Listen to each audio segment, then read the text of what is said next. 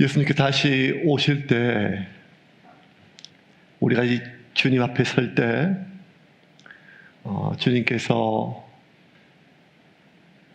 철저하게 진짜와 가짜를 나눈다고 말씀해 주셨습니다.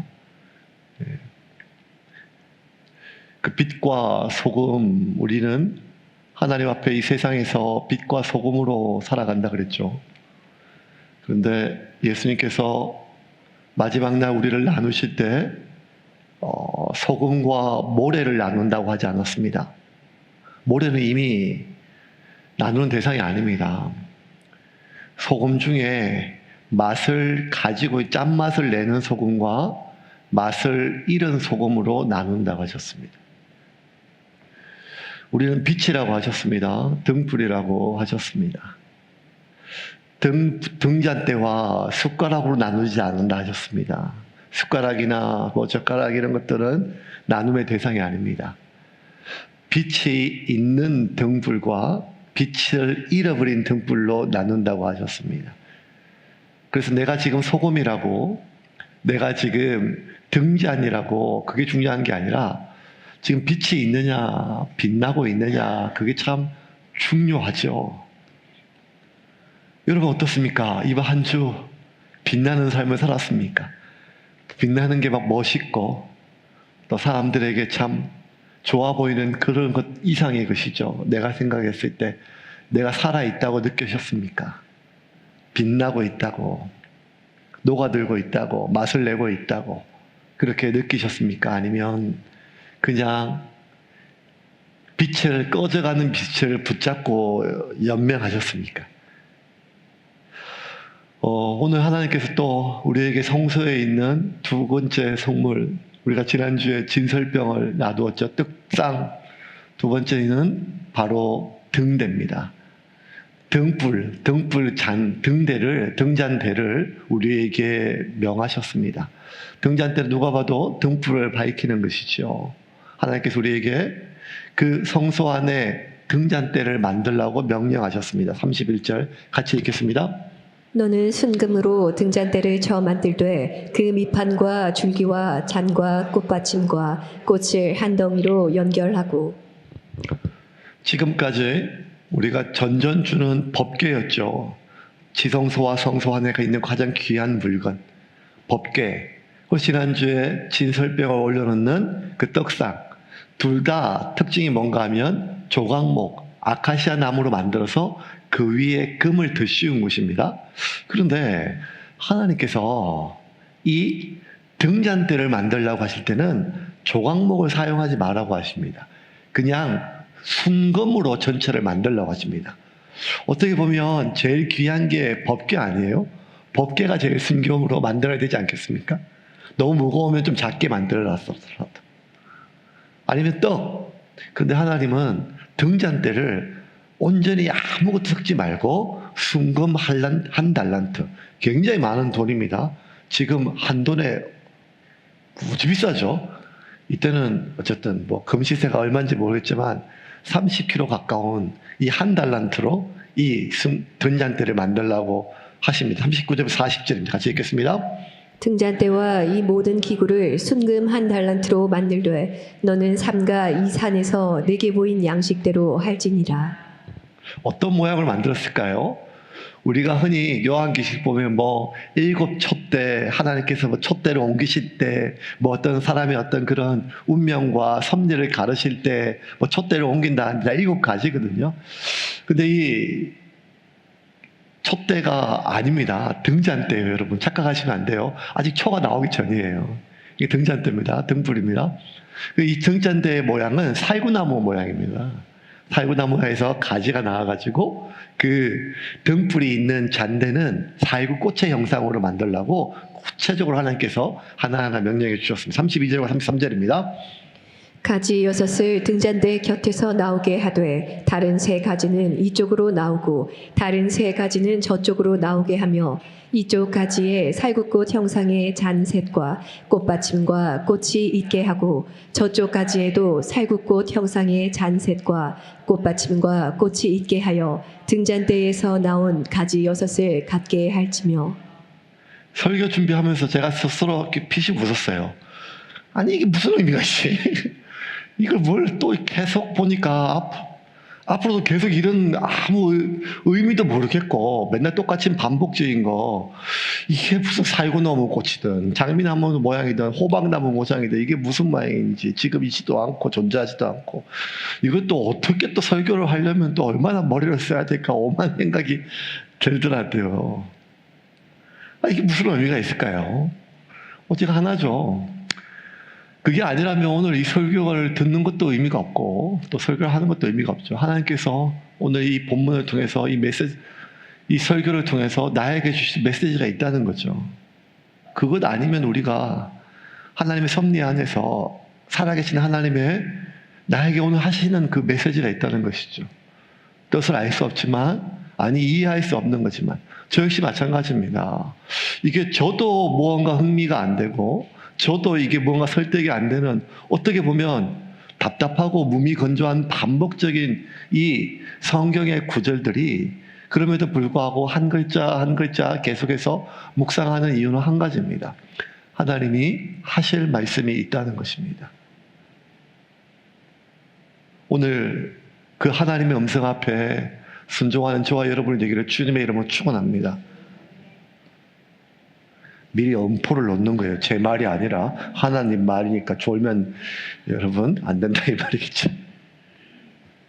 이 등잔대 왜 만들다 하면 비추라고 하셨겠죠. 불을 비추, 어디를 비추냐면 그 성소를 비추라고 하십니다. 이게 하나님께서 아론과 그 제사장들에게 맡기신 일이에요.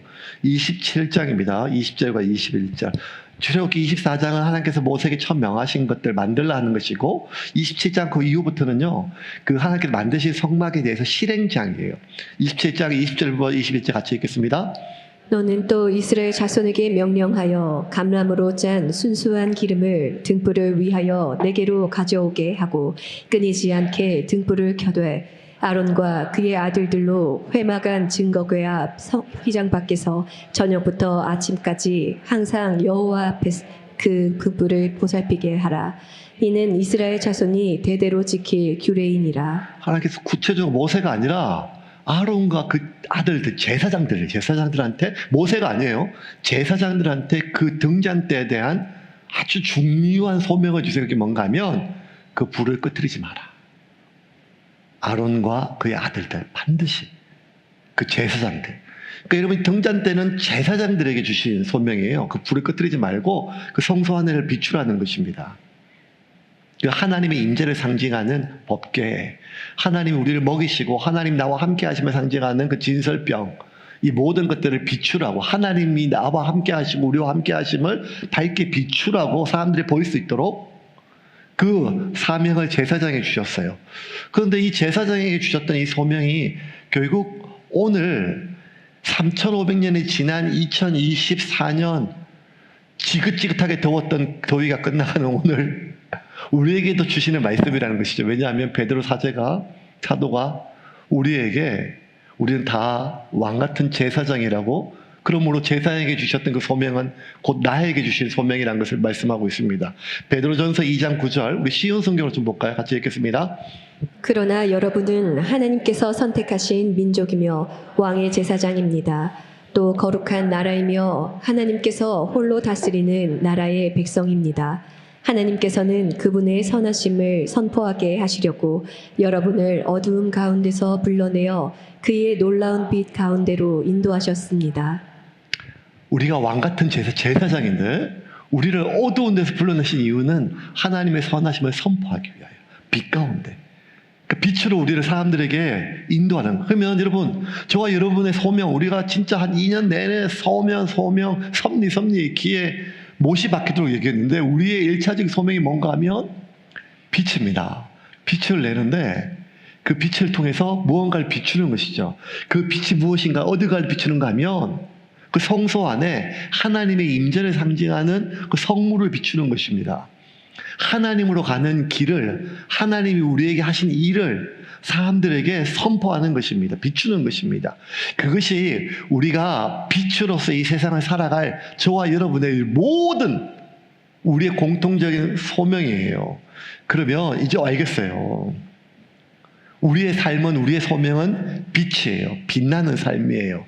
그런데 하나님이 우리에게 요구하신 그 빛은요, 그 빛나는 삶은 어떤 빛일까요? 좀 구체적으로 좀 봅시다. 27장 출애굽기 20절입니다. 같이 읽겠습니다. 너는 또 이스라엘 자손에게 명령하여 감람으로 짠 순수한 기름을 등불을 위하여 내게로 가져오게 하고 끊이지 않게 등불을 켜되. 하나님이 우리에게 요구하신 그 불의 종류, 빛의 종류, 빛은 어떤 빛인가 하면 한 가지예요. 아름다운 빛, 찬란한 빛, 화려한 빛, 강렬한 빛이 아니라 그냥 끊어지지 않는 빛이에요. 꺼지지 않는 빛. 끊어지지 않게 하라는 거예요. 활활 타오르게 하라. 밝게 횃불처럼 모닥불처럼 빛나게 하라. 이게 아니라 하나만 요구하셨어요. 끊어지지 않게 하라는 거예요. 저는 여기 조금 이해가 안 가요. 제가 약간 목사로서의 소명은 받았지만 은사는 제가 개인적으로 봤을 때 인테리어 업자가 아니었을까 하는 생각을 합니다. 이 교회를 디자인하고 교회를 공사할 때 제일 많이 신경을 쓴 게 여러분 이 조명하고 바닥이에요. 인테리어의 완성은 조명과 바닥이에요. 또 설교가 산으로 세는데 이런 나머지 이런 소품들은 다 여러분 이런 거 완성도가 떨어져도 괜찮아요. 돈을 이런 데 쓰는 게 아니라 제일 마지막에 아무리 예쁘게 만들어도 이 조명이 구리면 구려 보여요. 그리고 조명을 반사시키는 바닥이 중요합니다. 그래서 조명을 굉장히 많이 신경을 썼어요. 그래서 여러분 이 100평밖에 안 되는 이 안에 이 조명이요 200개예요. 200개. 깡통이요. 전기요금을 어떻게 다 감당하냐 걱정하지 마십시오. LED라서 쌉니다.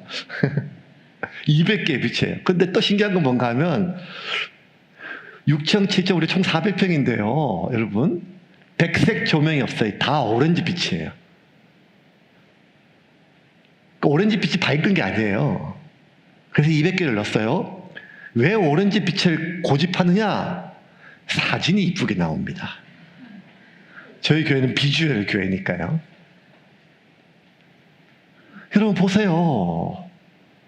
등 하나 달 때도 빛이 어떻게 비추고 얼마나 이쁘게 나오고 사진이 어떻게 보이고 이게 신경을 쓰는 거잖아요. 그러면 하나님이 우리에게 빛을 내라고 하셨는데 그 하나님이 비추는 게 뭔가 하면 가장 귀한 선물이에요. 하나님의 임재를 상징해요. 하나님 나와 함께 하심을, 하나님 나를 먹이심을 상징한단 말이에요. 그럼 그걸 비추는 거예요. 하나님을 비추는 거예요. 그러면 얼마나 아름다운 빛으로 비춰야 돼요. 따뜻한 웜톤으로 나오게 백색 등이 없거든요. 근데 그게 요구하신 게 아니라는 거예요, 여러분. 하나님이 요구하신 건 뭔가 하면 끊어지지 않게 하라는 거예요. 끊어지지 않게. 어떻게 끊어지지 않는가 하면 구체적으로 레위기에서 24장 2절과 4절 이렇게 말씀하셨습니다.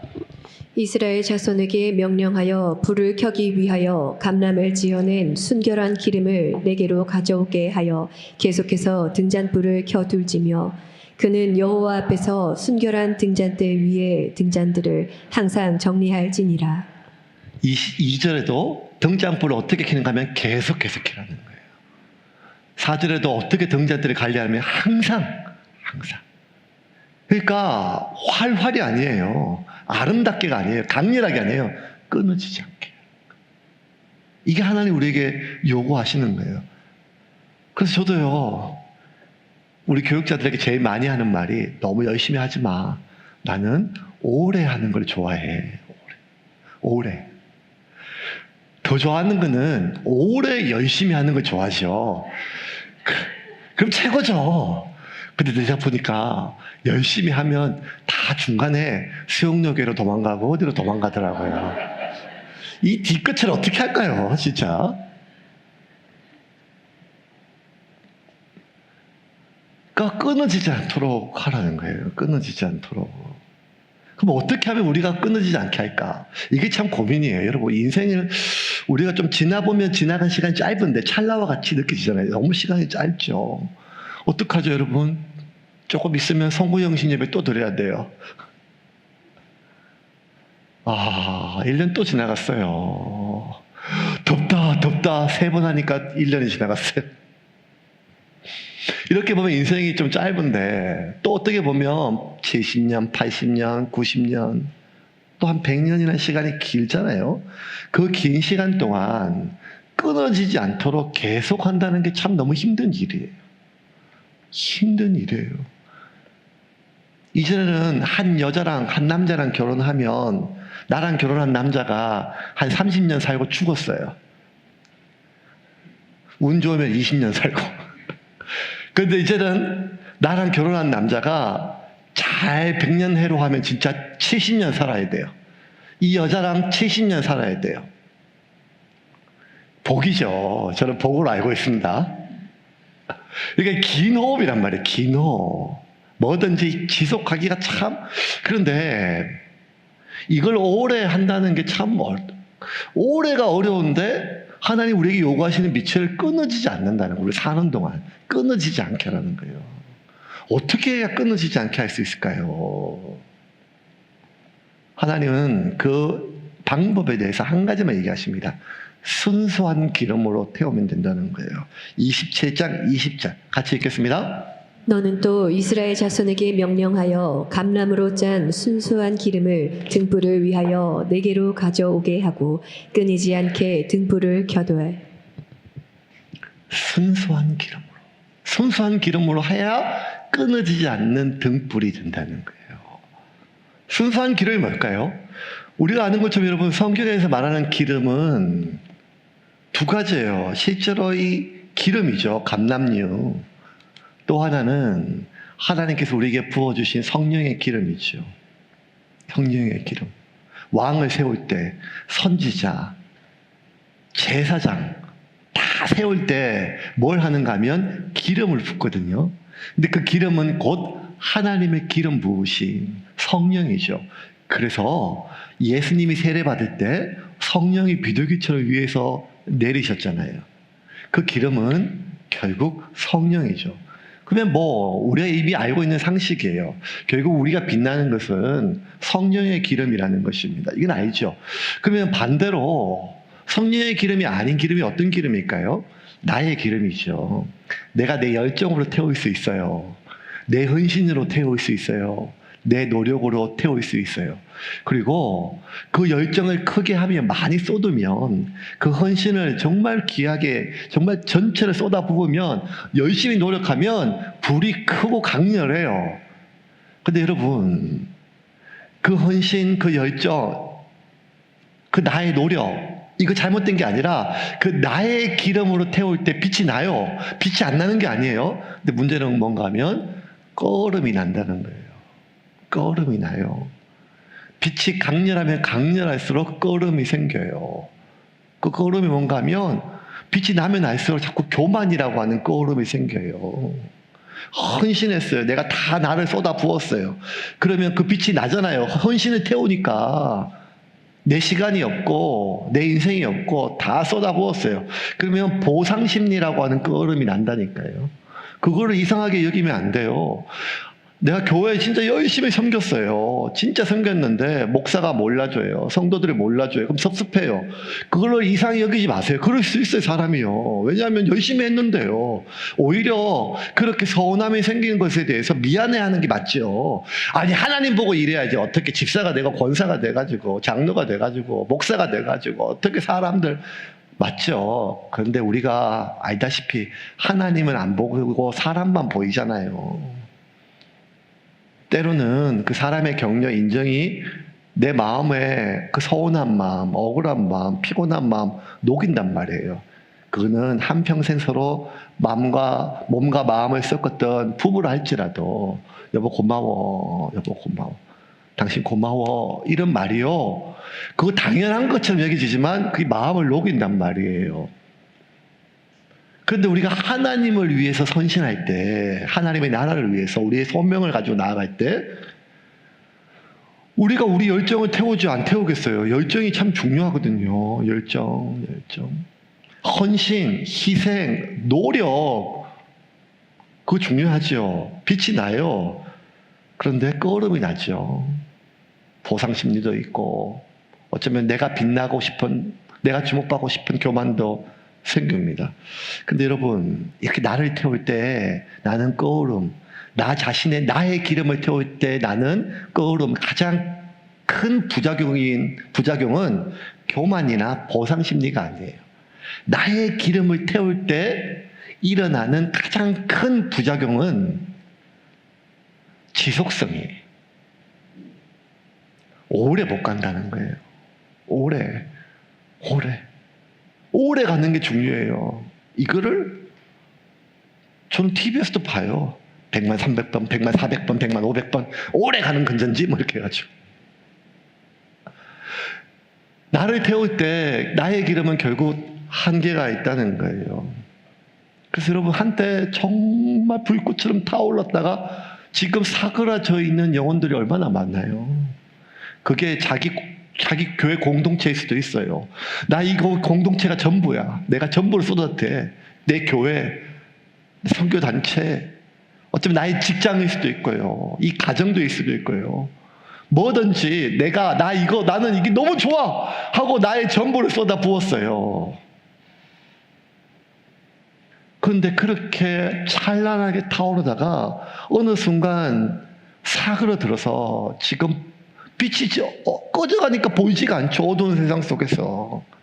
지금 우리 주변에 그렇게 한때 하나님을 위해서, 소명을 위해서, 선교를 위해서, 사역을 위해서, 교회를 위해서 그렇게 찬란하게 불꽃처럼 타올랐다가 어느 순간 소리 소문 없이 조용히 사그러진 영혼들이 우리 주변에 얼마나 많습니까?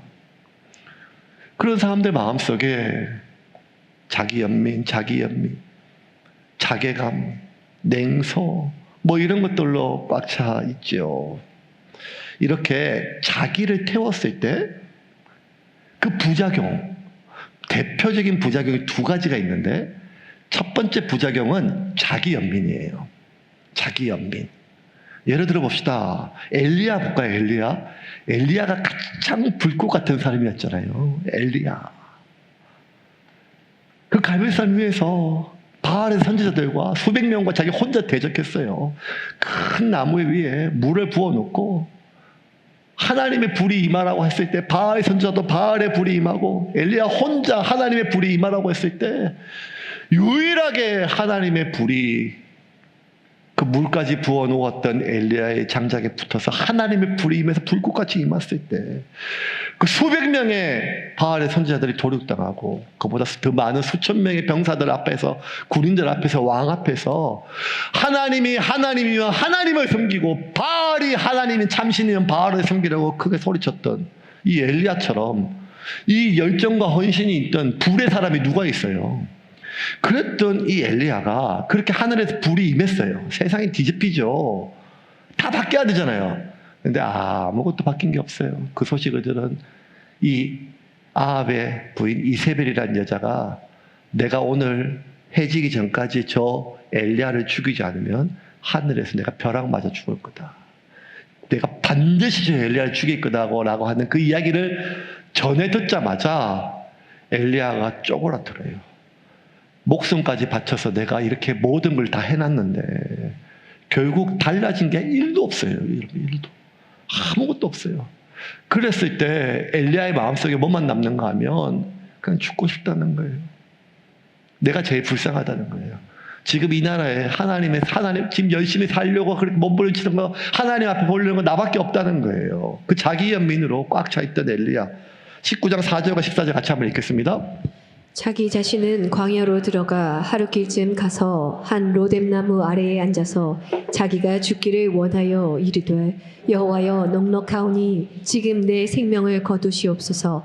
나는 내 조상들보다 낫지 못하니이다 하고 그가 대답하되 내가 만군의 하나님 여호와께 열심히 유별하오니 이는 이스라엘 자손이 주의 언약을 버리고 주의 제단을 헐며 칼로 주의 선지자들을 죽였음이오며 오직 나만 남았거늘 그들이 내 생명을 찾아 빼앗으려 하나이다. 내 젊음을 바쳤어요. 내 시간을, 내 인생을. 근데 그 결과물을 봤을 때 결국 내가 이 꼴을 보자고 내가 그랬었나. 이 꼴을 보자고. 그런 경우가 얼마나 많아요. 하나도 달라진 게 없고 결국 아무것도 아니었어요. 무언가 대단한 건 줄 알았는데, 그럴 만한 가치가 있는 건 줄 알았는데, 그 사람도, 그 조직도, 그 공동체도, 어쩌면 그 일도 결국 한낱 부질없는 사람과 관련된 일에 불과했던 걸 깨달았을 때, 그랬던 내가 얼마나 불쌍해지는지 몰라요. 나 죽어버릴래요. 이 말 지금 하나님께 하는 항변이에요. 화가 나요. 그 사람에게, 그 조직에게, 그 공동체에. 그렇게 대단한 것처럼 선포했던 그 누군가에게, 나를 속임에 대해서. 근데 제일 화가 나는 게 누군가 하면 하나님이에요. 하나님. 하나님 이게 뭐게? 자기 연민해. 엘리야가 뭔가 하면 내가 열심히 특심해가지고 유별나가지고 내가 열심히 유별내서 내가 내 전부를 갈아 넣었는데 이게 뭐냐는 거예요. 자기가 너무 불쌍한 거예요. 결국 내가 이 꼴을 보려고. 또 하나는요, 자괴감이에요. 자기 혐오예요. 그 대표적인 사람이 누군가 하면 사도 바울이에요. 사도 바울이 누구보다 하나님 앞에 자신이 있었어요. 아니, 하나님이 주시는 은혜에 대한 확신이 있었어요. 죄에 대하여, 그 죽어간 영혼들에 대하여 목숨 걸고 자신의 전부를 바쳤어요. 관자와 같이 진짜. 엘리야는 불꽃처럼 타올랐지만 바울은 자기의 마지막 땀 한 방울, 마지막 눈물 한 방울, 마지막 목숨 하나도 다 쥐어 짜가지고 갈아 넣어가지고 하나님의 복음을 위해, 하나님 나라를 위해서, 영혼 구원을 위해, 선교를 위해서, 교회를 위해서 다 짜 넣었어요. 그렇게 하다가 했는데 어느 순간 보니까 아니, 그렇게 하나님의 능력, 죄에 대하여 선포했는데 정작 내가 내 자신을 보니까 내 속에 있는 내 죄의 문제도 하나 해결이 안 되는 거예요.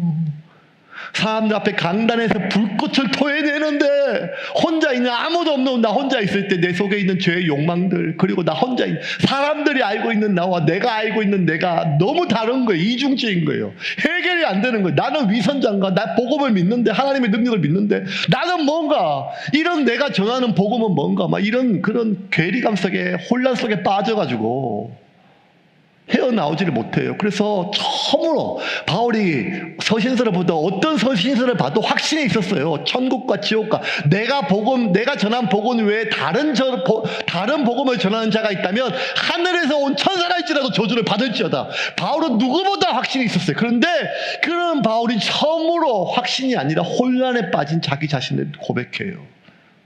그게 로마서 7장 15절부터 21절. 로마에 보는 교인들에게 이렇게 편지했어요. 쉬운 성경으로 보겠습니다. 나는 내가 하는 일을 이해를 못하겠습니다. 내가 하고 싶어하는 일은 하지 않고 미워하는 일을 행하고 있으니 말입니다. 내가 그런 일을 하면서도 그 일을 원하지 않는 것은 율법이 선하다는 것을 인정하는 셈입니다. 그런데 이제는 원하지 않는 일을 하는 존재는 내가 아니라 내 안에 살고 있는 죄입니다. 나는 내 안에, 다시 말해서 나의 죄악된 본성 안에 선한 것이라고는 하나도 존재하지 않는다는 사실을 압니다. 선을 행하려는 바람은 내게 있지만 선을 행할 수는 없습니다. 나는 원하는 선은 행하지 않고 원하지 않는 악을 행합니다. 내가 원하지 않는 일을 행하고 있다면 그 일을 행하는 자는 내가 아니라 바로 내 안에 살고 있는 죄입니다. 그러므로 나는 이런 법칙을 발견했습니다. 선을 행하려는 마음은 나에게 있지만 악이 나와 함께 있다는 것입니다. 엘리야나 바울이나 둘 다 세상을 밝혀보려고 애쓰던 사람이에요. 자기를 태웠던 사람이에요. 근데 엘리야가 절망하는 것은 자기를 다 태웠는데 세상이 조금 더 밝아지지 않았어요. 그것 때문에 절망했어요. 자기 연민에 빠져요. 바울은 세상을 밝혀보려고 자기를 다 태웠는데 세상이 조금 더 밝아지지 않았을 정도, 그게 아니라 자기 자신이 어두운 거예요. 내가 하나도 변하지 않았어요. 이런 괴리감 속에서 바울이 죽을 것 같아요. 해결이 안 돼요. 바울이 22절과 24절에 이렇게 고백해요. 같이 읽겠습니다. 사실 나의 속 중심에서는 하나님의 법을 즐거워합니다. 그러나 나의 몸의 여러 부분들에서는 다른 법이 작용하고 있습니다. 그 법이 내 마음의 법과 싸워 나를 내 몸에서 작용하고 있는 죄의 법에 사로잡히게 합니다. 나는 참으로 비참한 사람입니다. 누가 나를 이 사망의 몸에서 구원해 내겠습니까? 24절. 오라 나는 곤고한 자로다. 누가 이 사망의 몸에서 나를 건져내려. 소망이 없다는 거예요. 절망이라는 거예요. 누구보다 복음의 능력, 하나님의 능력, 하나님의 구원에 대해서 얘기했던 바울의 가장 큰 문제가 뭘까요? 교만요, 자기 확신, 거짓? 아니에요. 바울이 자신의 진짜 속에 있는 내밀한 내면이에요. 내면. 한 번도 자기 내면을 고백한 적이 없어요. 어쩌면 다메섹 도상에서 예수님 만난 이후로 바울은 확신의 삶을 살았어요. 누구보다. 바울하면 확실이잖아요. 바나바 하면 정의 사람이고. 근데 바울이 처음으로 자기가 평생 예수님 만난 이후로 가장 고민했던 자신의 깊은 내밀한 내면, 평생 토기했던 자기 분석에 고민을 털어놔요. 그게 15장부터 21절이거든요. 근데 여러분, 이걸 보면 놀랍게도요, 이 얘기 안에 나는 왜 이렇게 나는 하는데 무려 10개 구절에 나라고 하는 주어가 25번이나 들어가요. 더 기가 막힌 건요, 하나님이라고는 주어가 한 번도 안 나와요. 단 한 번. 하나님은 단 한 번 나와요. 내가 하나님의 법을 기뻐한다. 그것조차도 내가 나라고 주어요. 주어에 단 한 번도 나는 죽고 예수 산다고, 나는 죽고 하나님이 사는 삶이라고 바울이 그렇게 전했던 복음인데도 불구하고 바울이 수십 년간 이 해결되지 않는 자신의 내면을 보고 자기 분석의 결과가 혼란인 이유는 무엇인가 하면 교만이나 약함이나 의지나 자기가 지금까지 추구했던 것이 가짜였기 때문이 아니라 명확하게 얘기한 게 뭔가 하면 이 수십 년에 걸쳤던 분석의 중심에 내가 나를 분석하니까 안 된다는 거예요. 다시 한번 읽어볼까요? 그 구절을요. 나나 내라고 하는 주어를 넣어가지고 보고 같이 한번 읽어볼게요. 나는 내가 하는 일을 이해를 못하겠습니다. 내가 하고 싶어하는 일은 하지 않고 미워하는 일을 행하고 있으니 말입니다. 내가 그런 일을 하면서도 그 일을 원하지 않는 것은 율법이 선하다는 것을 인정하는 셈입니다. 그런데 이제는 원하지 않는 일을 하는 존재는 내가 아니라 내 안에 살고 있는 죄입니다. 나는 내 안에, 다시 말해서 나의 죄악된 본성 안에 선한 것이라고는 하나도 존재하지 않는 사실을 압니다. 선을 행하려는 바람은 내게 있지만 선을 행할 수는 없습니다. 나는 원하는 선은 행하지 않고 원하지 않는 악을 행합니다. 내가 원하지 않는 일을 행하고 있다면 그 일을 행하는 자는 내가 아니라 바로 내 안에 살고 있는 죄입니다. 그러므로 나는 이런 법칙을 발견했습니다. 선을 행하려는 마음은 나에게 있지만 악이 나와 함께 있다는 것입니다. 사실 나의 속 중심에서는 하나님의 법을 즐거워합니다. 그러나 나의 몸의 여러 부분들에서는 다른 법이 작용하고 있습니다. 그 법이 내 마음의 법과 싸워 나를 내 몸에서 작용하고 있는 죄의 법에 사로잡히게 합니다.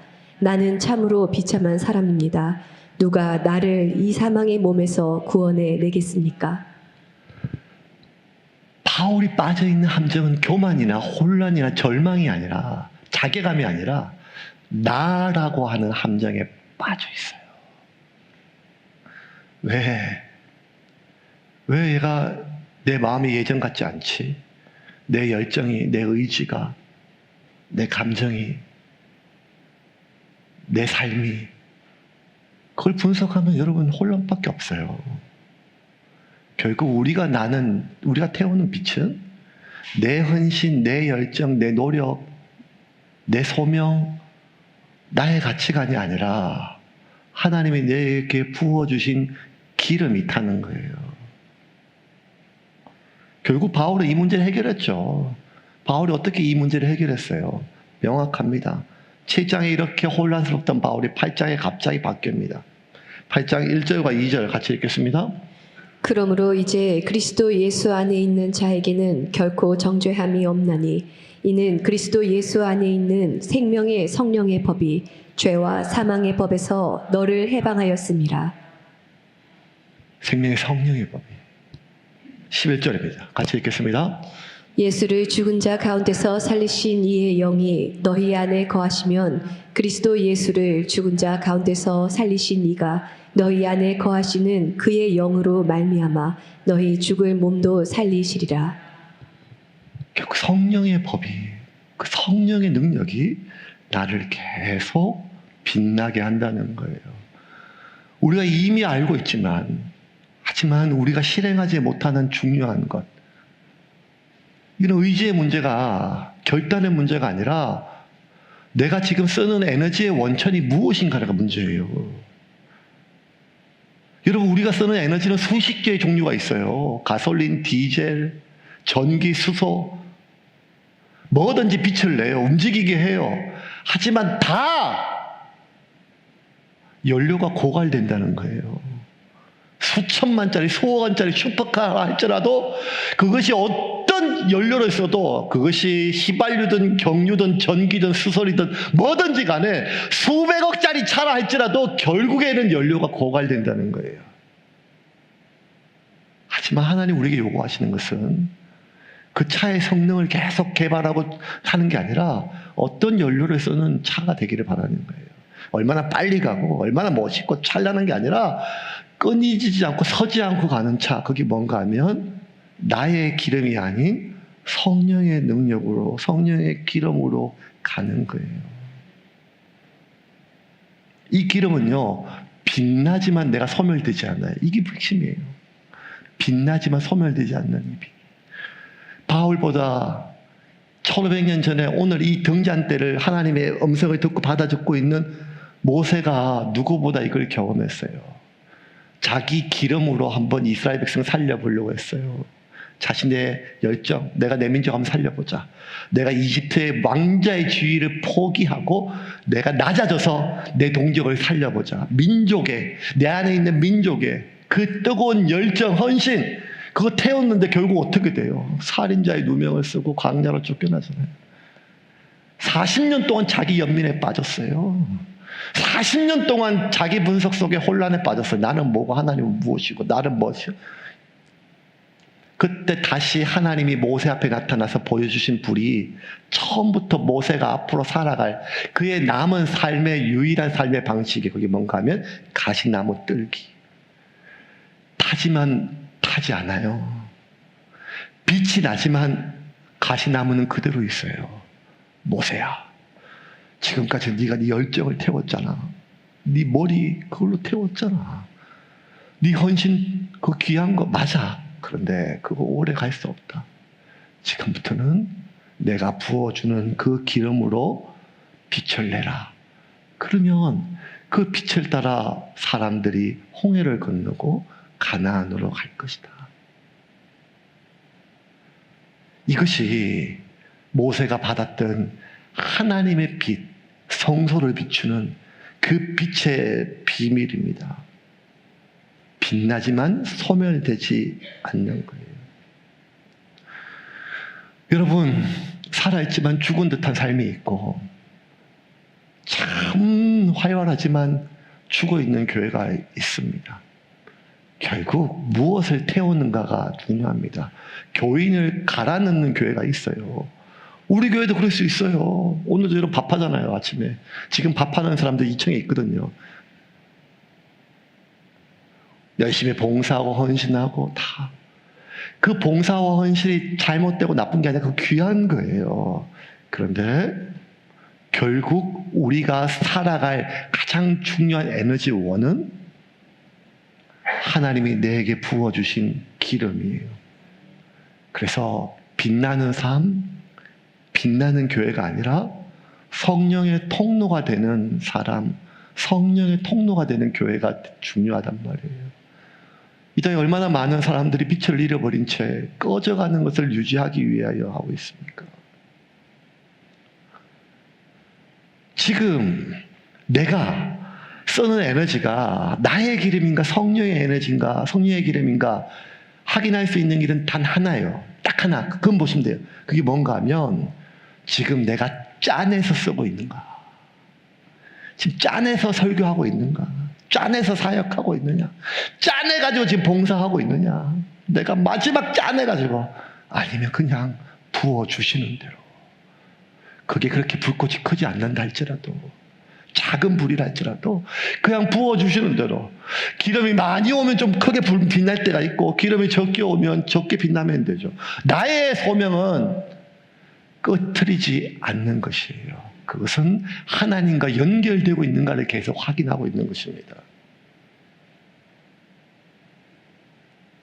말씀을 좀 정리하겠습니다. 여러분, 다시 한번 여러분에게 도전하겠습니다. 지금 내 삶은 빛나고 있습니까? 지금 내 인생은, 내 삶은 빛나고 있습니까? 빛을 잃어버렸습니까? 아니면 꺼져들고 사그러들고 있습니까?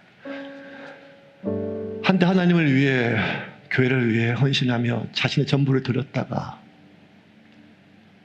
자기가 기대하고 희망했던 열매가 맺히지 않고 오히려 그 반대의 열매 속에서 분노하고 자기 연민에 빠진 자가 있다면 하나님께서 위로해 주시기를 주님의 이름으로 축원합니다. 그렇게 생명을 살리고 타인들을 위해서 뛰었는데 어느 순간 내 자신을 돌아봤을 때 내 자신의 욕망 하나도 해결하지 못하고 소명으로 시작했다가 욕망으로 끝나가는 내 인생을 보고 자괴감과 냉소에 빠진 영혼이 있다면 하나님이 치료해 주시기를 주님의 이름으로 축원합니다. 그게 다 의미가 없는 게 아닙니다. 교회가 무슨 의미가 있고 선교가 무슨 의미가 있으며 복음이 무슨 능력이 있고 이게 다 무슨 소용이라고 하는 이 냉소, 그 하나님이 가증스럽게 여기지 않고 우리의 고통으로 여기십니다.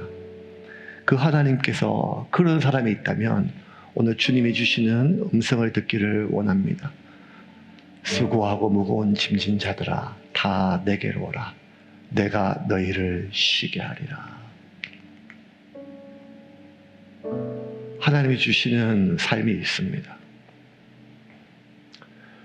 애써서 겨우 짜내야 지금의 삶이 유지되는 삶에서 하나님이 부어주시는 삶으로 옮겨가기를 주님의 이름으로 축원합니다. 온 나라도 지금 휘발유에서 전기차로 갈아타는데 우리도 좀 갈아탑시다. 그 얼음도 없고 매연도 없는 그 하나님의 능력이 이미 우리 안에 있습니다. 어떤 연료를 사용할 것입니까? 그럼에도 불구하고 하나님이 예수 그리스도가 내 안에 계심을 믿으십시오. 어떤 자기 연민이든 어떤 자기 혐오든 자괴감이든 무엇이든지 간에 그럼에도 불구하고 내 안에 예수 그리스도가 있음을 믿으십시오. 그리고 내가 그 주님께 도움을 요청하는 순간 내 안에, 내 혈액에 성령의 기름이 흐를 것입니다. 주님, 오늘 하루도 내게 오셔서 내 감정과 내 기분과 내 의지와 내 삶을 다스려 주시옵소서. 주님께 맡기실 때 주님이 여러분의 삶을 빛으로 인도하실 것입니다.